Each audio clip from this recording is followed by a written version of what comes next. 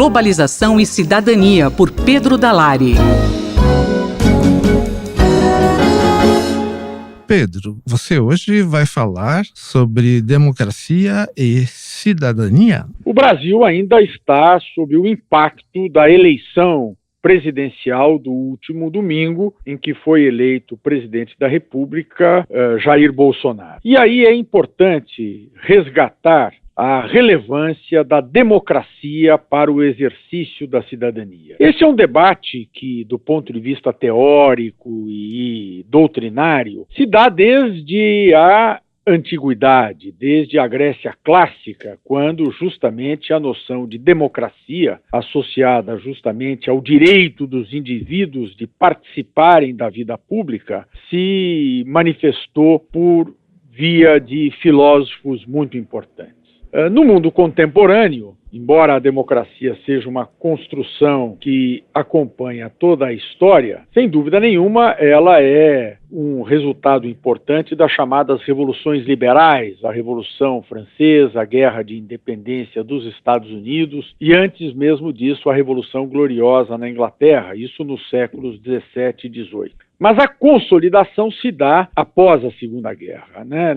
Os horrores da Segunda Guerra aceleraram um processo que já vinha ocorrendo, em que um elemento fundamental da defesa dos direitos dos indivíduos é justamente a democracia, porque a democracia é o regime político em que é possível o exercício da cidadania e a proteção dos direitos humanos. Na Europa Ocidental, isso se deu com o fim do nazismo, como eu mencionei, e na segunda metade do século passado, do século XX, nós tivemos várias vagas, ondas democráticas, né? E começando com o processo de descolonização dos países africanos, asiáticos, nas décadas de 1950 e de 1960, na Europa, na Grécia, na Espanha, em Portugal, a redemocratização veio em 1970, em Portugal também com o fim do Império Colonial. Na América Latina, incluindo o Brasil, na década de 1980, no leste europeu, com o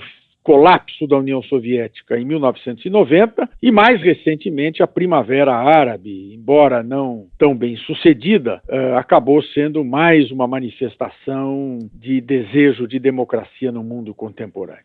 E isso é importante justamente pela contradição que se verificou na eleição brasileira. Houve, fruto dos 30 anos de democracia a partir do final do regime militar, um aumento da democracia e da cidadania e da consciência crítica da população brasileira, mas paradoxalmente, ou seja, numa aparente contradição, há a eleição de um candidato que é manifestamente antidemocrático, né? Defende a ditadura militar, defende a tortura, não tem nenhuma simpatia pelos direitos humanos. Como explicar isso? Será que a população brasileira, fruto da experiência democrática, decidiu abandonar a democracia? Não é isto que mostram as pesquisas, né? O Datafolha fez uma pesquisa alguns dias antes da eleição, em que se mostrou que 69% da população defendem a democracia como regime de governo. Como explicar, então, que uma maioria da população tenha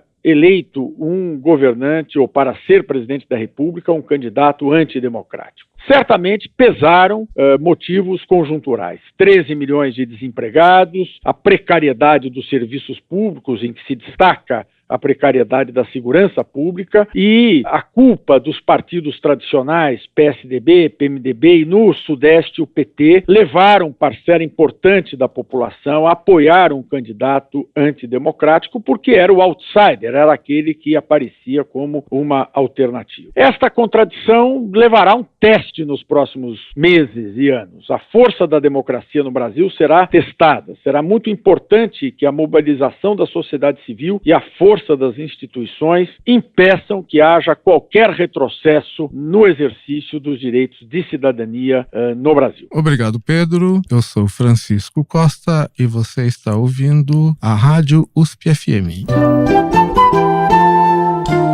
Globalização e Cidadania, por Pedro Dalari.